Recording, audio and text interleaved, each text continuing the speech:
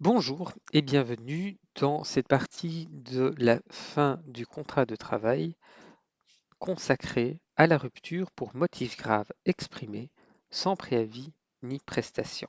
Alors on indique particulièrement motif grave exprimé parce que nous allons le voir ici, la procédure est assez complexe et emplie de pièges. Pièges au niveau des délais, pièges au niveau du contenu de la motivation du licenciement. Ce qui fait que souvent les entreprises constatent un motif grave qui pourrait donner lieu à un licenciement pour faute grave, mais préfèrent utiliser ce motif pour procéder à un licenciement classique. Alors le motif grave exprimé va permettre de procéder au licenciement pour faute grave avec une rupture instantanée du contrat de travail et aucun préavis à accomplir par le travailleur ou l'employeur si jamais la faute incombe à l'employeur et que c'est le travailleur qui procède à sa démission. Qu'est-ce qu'un motif grave? L'article 35 de la loi sur le contrat de travail du 3 juillet 1978 nous dit qu'est considéré comme un motif grave toute faute grave qui rend immédiatement et définitivement impossible toute collaboration professionnelle entre l'employeur et le travailleur. Il faut donc une faute en soi, mais une faute qui soit suffisamment grave. Alors une faute, c'est quoi? C'est une violation conséquente et voulue d'une obligation ou d'une interdiction importante qui est inscrite dans une disposition légale qui est inscrite également dans le contrat. C'est également un acte que ne commettrait pas un employeur ou un travailleur prudent et avisé. Ça, c'est un élément qui nous revient de la jurisprudence. Alors je dis employeur ou travailleur puisque la rupture peut émaner aussi bien de l'employeur que du travailleur. Cette faute doit être suffisamment grave, c'est-à-dire qu'il s'agit d'une faute dont la nature ne va pas permettre la poursuite de la collaboration professionnelle, que cette collaboration professionnelle va être impossible à maintenir de façon instantanée et de façon définitive. En fait, il n'est pas possible de poursuivre cette collaboration professionnelle de telle sorte qu'il ne soit pas possible d'attendre l'accomplissement du préavis. Il n'y aura pas de faute grave si on constate que la collaboration professionnelle reste possible, puisque par définition, la faute doit être grave et entraîner une impossibilité de maintenir la collaboration professionnelle. De la même manière que si la collaboration s'est poursuivie après la connaissance du fait ou a été reprise, un premier licenciement, puis le travailleur qui revient tout de même travailler, c'est qu'il est tout de même possible d'entreprendre une certaine collaboration professionnelle. Elle pourrait au moins durer durant l'accomplissement du préavis. Ce motif grave va faire l'objet d'un contrôle par le tribunal du travail. Dans la plupart des cas, il s'agit d'un contrôle a posteriori, c'est-à-dire que la victime de la rupture, généralement le travailleur lorsqu'il est licencié par son employeur, va saisir le tribunal du travail pour faire reconnaître que le motif invoqué n'est pas un motif grave. Ce motif grave est laissé à la libre appréciation des juridictions du travail. Ce qui fait que dans la pratique, on est confronté à une grande subjectivité et qu'un même fait peut être reconnu ou non reconnu comme constituant un motif grave en fonction du juge auquel ce fait va être exposé. C'est un des éléments aussi qui fait que les employeurs, dans un grand nombre de cas, préfèrent tout simplement procéder à un licenciement classique, quitte à devoir uniquement payer l'indemnité de rupture et à éviter que le travailleur n'accomplisse ses prestations de travail durant la période de préavis. Dans certains cas particuliers, un contrôle a priori, c'est-à-dire avant de procéder au licenciement, va être exigé. C'est particulièrement le cas des délégués syndicaux, des candidats aux élections, membres du comité pour la prévention et la protection au travail. Il s'agit de travailleurs protégés. Dans ce cadre-là, l'employeur qui veut licencier ces personnes pour un motif grave va devoir d'abord saisir le tribunal du travail pour savoir si, en fonction du motif, il peut procéder au licenciement. L'idée derrière, c'est de ne pas d'éviter que l'employeur ne procède au licenciement d'un délégué syndical qui devient un peu trop encombrant. Alors dans la jurisprudence, on retrouve des exemples de motifs graves qui ont permis de procéder à la rupture du contrat. Dans le chef de l'employeur, c'est le non-paiement de la rémunération, c'est un élément essentiel du contrat de travail. Donc le non-paiement de la rémunération dans le chef de l'employeur permet au travailleur de dénoncer son contrat pour motif grave, une mise en danger de la santé du travailleur également. Dans le chef du travailleur, c'est souvent des absences non justifiées et importantes, une indiscipline caractérisée, la violation du secret professionnel ou même un comportement adopté en dehors de l'entreprise et qui entraîne des perturbations intolérables dans l'entreprise. Dans la jurisprudence, on rencontre des cas de commentaires sur Facebook et sur Moodle, je vous ai également mis une décision de jurisprudence qui fait état d'un licenciement reconnu pour motif grave reconnu par les tribunaux où un travailleur avait provoqué un autre travailleur de l'entreprise, mais en dehors de la période de travail et en dehors de l'entreprise. Alors comment ça se passe? Euh, Il faut tout d'abord rompre le contrat de travail, c'est-à-dire annoncer la rupture et puis notifier cette rupture. Souvent, les deux se font dans le même temps pour éviter les problèmes de délai. C'est-à-dire qu'on annonce et on procède au licenciement, à la notification du licenciement dans le même mouvement. Pour la rupture du contrat de travail, donc l'annonce de la fin du contrat de travail, il n'y a aucune formalité qui est précisée par la loi. Par contre, la jurisprudence est très claire, il faut que cette rupture soit claire, qu'elle soit nette. Elle peut être orale ou écrite. On indique à ne pas confondre avec la notification de la rupture. La notification de la rupture, le courrier, lui, devra absolument être écrit. Le délai de rupture. Il s'agit en fait d'un délai d'action.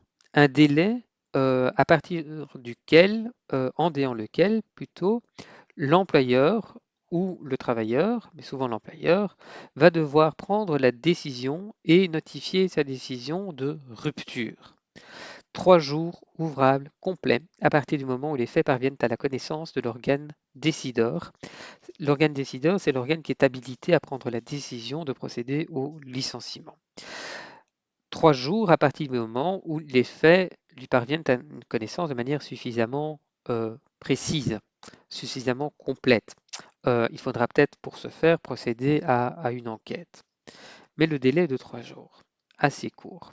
Ce délai commence à courir le lendemain de la prise de connaissance, inclut le samedi, mais pas le dimanche. Dans le cas où il y aurait un dimanche qui arrive dans le décompte, il y aurait un report au jour suivant. Sanction, eh bien, si la rupture n'est pas faite dans ces délais, la partie est déchue de la possibilité de rompre le contrat pour faute grave. Donc, il lui reste la rupture avec préavis et prestation, ce qu'il voulait éviter. La rupture avec indemnité et départ immédiat, c'est souvent ce qui va se produire, ou la résolution judiciaire. La difficulté de la résolution judiciaire, c'est que durant toute la phase judiciaire, il va falloir poursuivre la relation de travail, ce qui peut être complexe dans ce cas-là. La notification du motif grave. Ici, il s'agit du courrier qui va être adressé au destinataire afin de l'informer de la rupture du contrat de travail. L'article 35 nous indique très clairement qu'il faut un écrit. Cet écrit, ne l'oubliez pas, doit être rédigé dans la langue adéquate, c'est-à-dire la langue du siège d'exploitation dont relève le travailleur. N'oubliez pas qu'en Flandre et en Wallonie, si le document n'est pas adressé en néerlandais ou en français, ce document sera nul. Et il doit en fait enfin être signé par l'auteur de la rupture, le représentant de l'organe de décision dans le chef de l'employeur. Alors qu'est-ce qu'il doit contenir cet écrit? C'est détaillé dans l'article 35. Une description précise et complète des faits. C'est-à-dire que le destinataire doit savoir clairement ce qui est invoqué à sa charge pour ensuite pouvoir se défendre.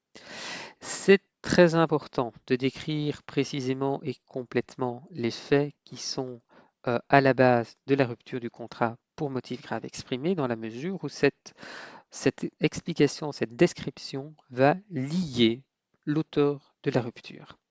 Le juge ne va se fonder que sur cet écrit, que sur les éléments qu'il retrouve dans cet écrit et pas sur les éléments qui pourraient être amenés ensuite en cours de procès.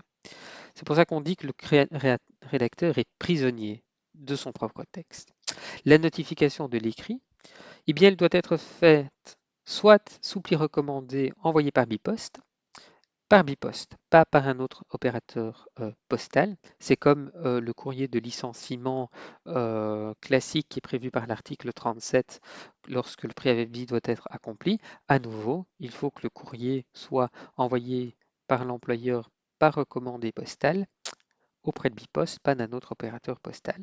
Autre possibilité, une notification de la main à la main, mais dans ce cas, il faut que le duplicata de ce document soit signé par l'autre partie pour réception, pas forcément pour accord, mais pour réception, ou alors par exploit d'huissier.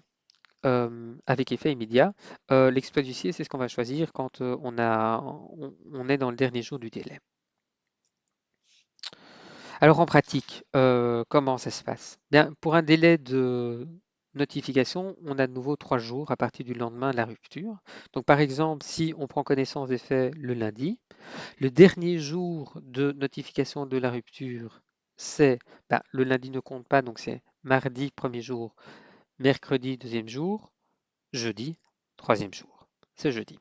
Et le dernier jour de notification du motif a à nouveau 3 jours ouvrables à partir du lendemain de la rupture, c'est-à-dire ici, si la rupture a lieu le jeudi, eh bien, nous comptons le vendredi premier jour, le samedi deuxième jour, le dimanche troisième jour, mais comme le troisième jour tombe un dimanche, il est reporté au jour ouvrable suivant, soit le lundi. Voilà.